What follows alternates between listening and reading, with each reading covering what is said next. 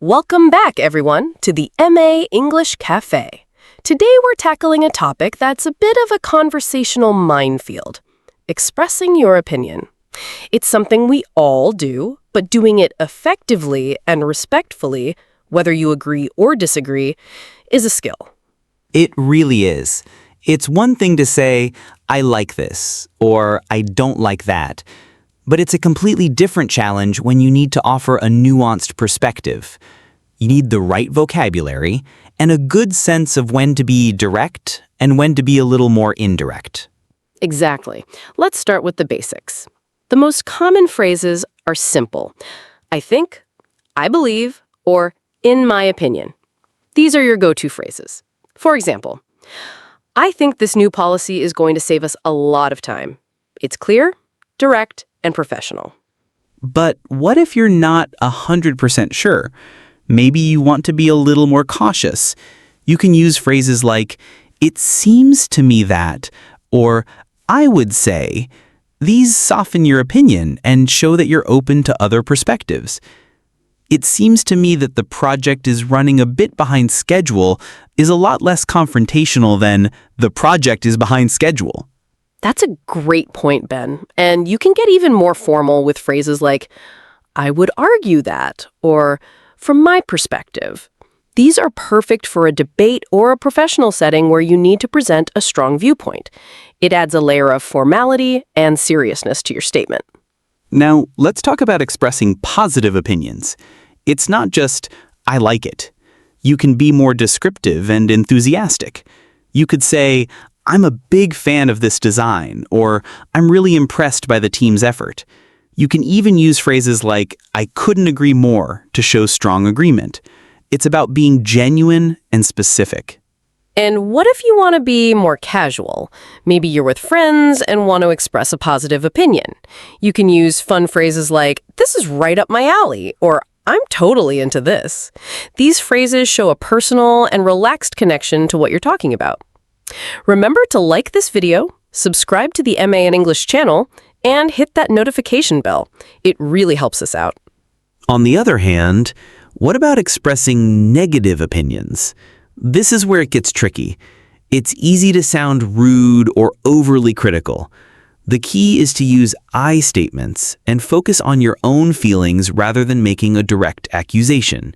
Instead of saying, your idea is bad, you could say, I'm a little concerned about this part of the plan because... That's a classic rule of thumb in communication. You can also use phrases to make it sound less personal, like, to be honest, or I'm not so sure about. Or you can use a technique called sandwich feedback. You start with something positive, then give the negative, and end with a positive. For example, I really love the concept, but I'm not so sure about the color choice. But I think the overall layout is fantastic. Using phrases like, I'm not convinced that, or I have some reservations about, can also be very effective in a professional setting. They show that you've thought about the issue without attacking the person behind the idea. It's a professional and respectful way to disagree. Now, let's get into the more emotional side of things. How do you express opinions when you're feeling a strong emotion, like anger, frustration, or even sadness? These are the moments when we often lose our vocabulary and revert to simple, sometimes aggressive language. It's tough. When you're angry, it's very easy to say, this is ridiculous, or I can't believe this. But what if you want to express that anger in a way that is clear and still gets your point across without causing a bigger argument? You can use phrases that express your emotion directly, like, I'm feeling frustrated by the lack of communication on this project, or it makes me upset when deadlines aren't respected. That's a really important distinction.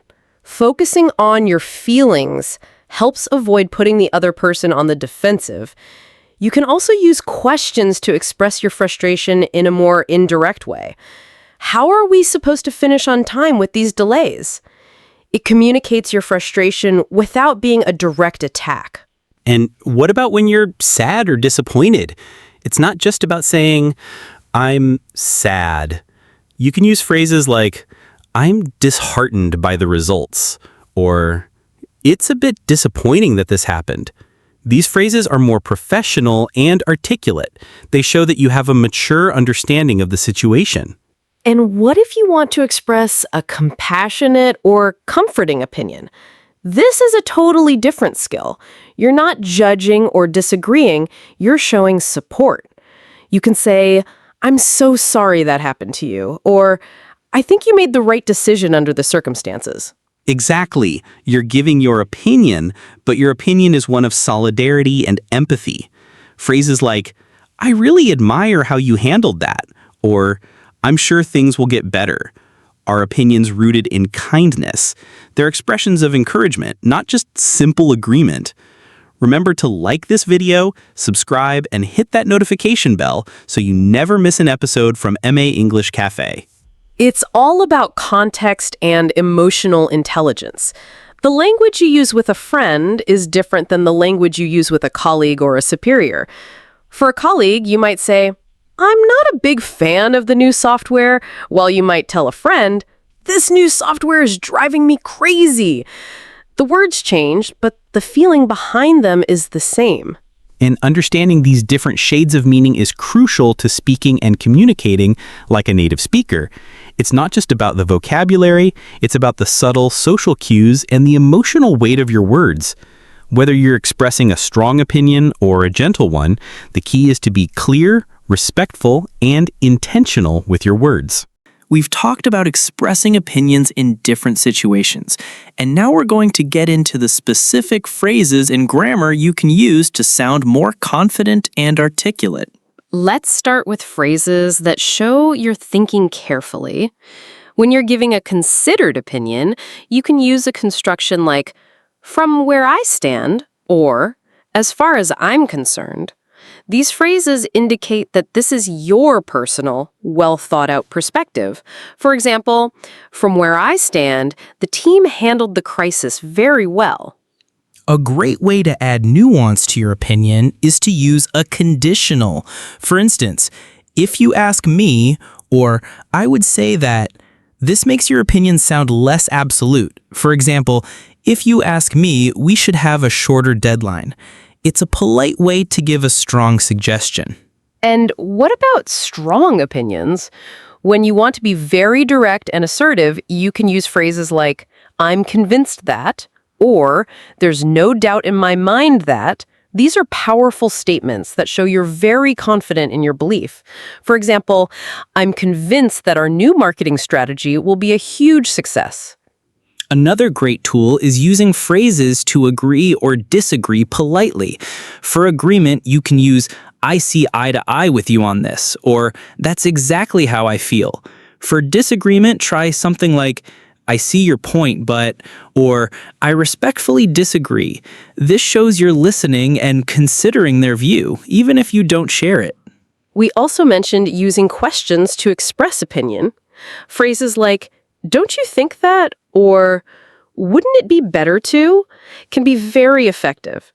They invite a discussion rather than just stating a belief. Wouldn't it be better to go with a simpler design? Is a good way to suggest a change without sounding bossy. And finally, let's talk about grammar. Using modal verbs like should, could, might, and may can be very helpful. We should probably reevaluate our plan is less confrontational than let's reevaluate our plan. It adds a layer of suggestion and politeness. So, to sum up, expressing your opinion is more than just sharing your thoughts. It's about using the right phrases, grammar, and emotional awareness to communicate effectively in any situation. By mastering these skills, you'll be able to navigate even the most difficult conversations with confidence and clarity. That's all the time we have for today's episode. We hope you learned some new phrases and are ready to express your opinions like a pro. Thank you for listening to the MA English Cafe.